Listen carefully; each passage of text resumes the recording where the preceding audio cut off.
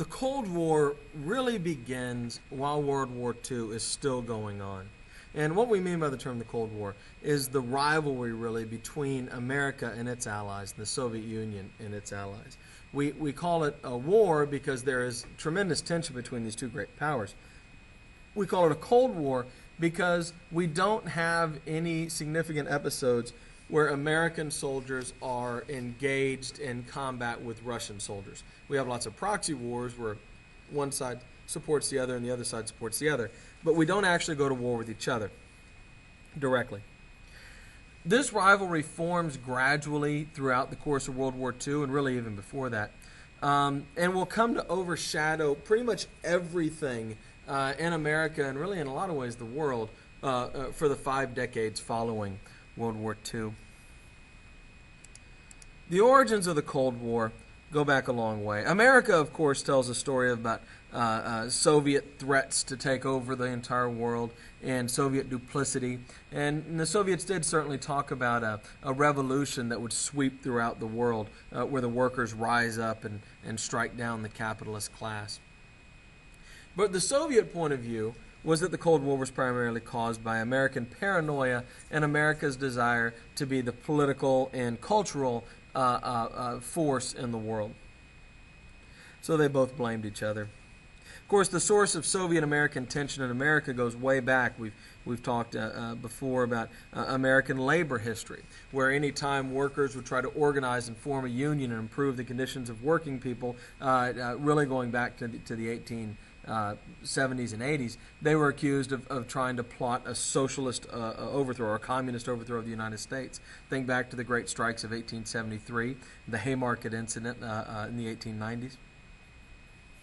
In World War I, of course, when the Soviets overthrew Russia and Russia turned into a communist country, this caused Russia to back out of World War I. Well, we were by then considering, well, technically we had already gotten involved in World War I, and so we saw this as a great betrayal of not only America but our allies.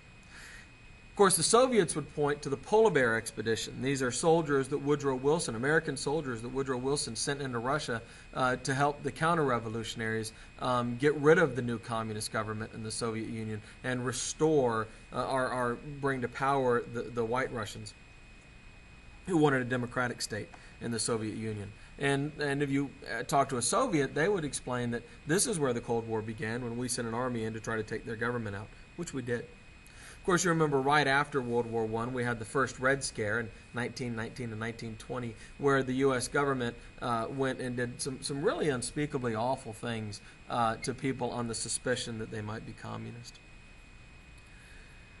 But after World War I, what we have are two different visions of what the post-war world should look like.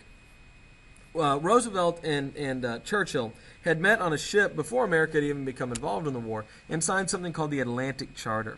It called for an end to alliances, which is ironic because we're going to be all about alliances after the war, and an end to spheres of influence. America commits itself to promoting democracy, and FDR commits America to supporting a United Nations.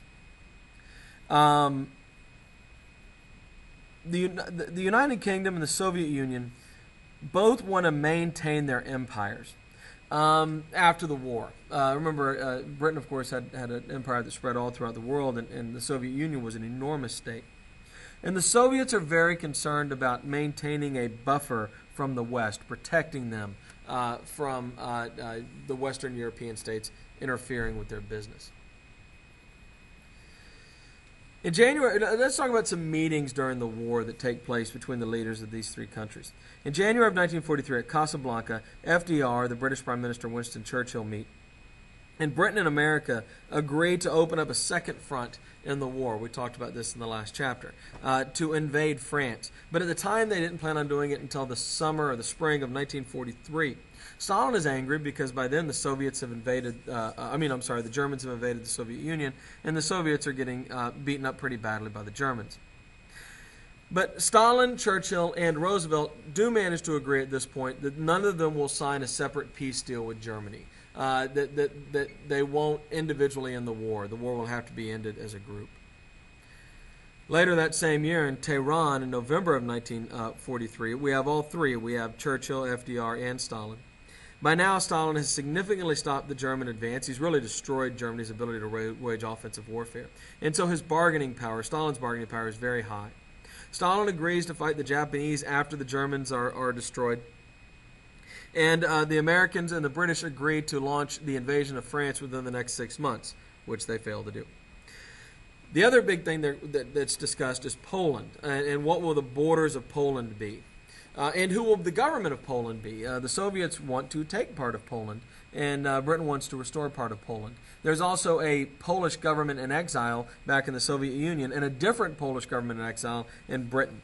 And both sides support different governments here. And Poland is actually going to become one of the major issues in these conversations going forward. In Yalta, again, we have the big three, FDR, Stalin, and Churchill. Stalin agrees to fight the Japanese, which he had promised to do before, in order to reclaim the land Russia had lost in the Russo-Japanese War of 1905. Remember, Roosevelt had negotiated the peace treaty, Teddy Roosevelt, to end that war. Stalin will also agree, all three will agree, to a conference in Washington, D.C. that will ultimately lead to the creation of the United Nations. The United Nations will come about. It will have a General Assembly and a Security Council that has permanent members. The original Security Council members are the United States, the United Kingdom, France, the Soviet Union, and China. Any member of the Security Council can veto anything the UN does. So this gives them enormous amounts of control. And Russia agrees to join because of this power.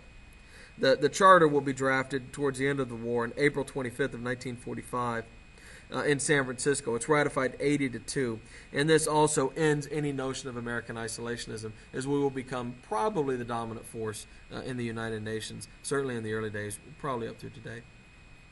There is no agreement on Poland. There is a communist government in place when the powers meet in Yalta, but Churchill wants to bring his Poles who've been hiding out in London back in to share power with the communist government. FDR wants elections, which he knows that the pro-U.S. forces in Poland will win. Stalin vaguely agrees without making any specific promises to do both of these things, but he was lying. It's going to be 40 years until Poland has elections. FDR wants a united Germany. He wants to put Germany back together and rebuild it. Germany there, by the way, you see represented by all these different colors. The problem is at the end of the war, Germany is under the control of whoever was there. And so you can tell by the flags who control parts of Germany. And Berlin had been split up into 4 zones, each being controlled by a different ally. The Soviet Union wants to maintain what their part of Germany as their own, or at least for them to administer, and rejects the idea of reunification, and that's going to become a major sticking point. Yalta was seen as very important at the time. They thought this was really a major step towards negotiating a permanent peace, but in the end it proved way too vague to really have much effect. Stalin hadn't really committed to anything in detail, and both sides were able to see in it what they wanted. Stalin went ahead and set up communist governments throughout Eastern Europe, and Stalin ignored his agreements he had made on Poland. FDR knew that he needed to fix it and was already planning another meeting with Stalin to try to iron these issues out when he died on April 12th of 1945.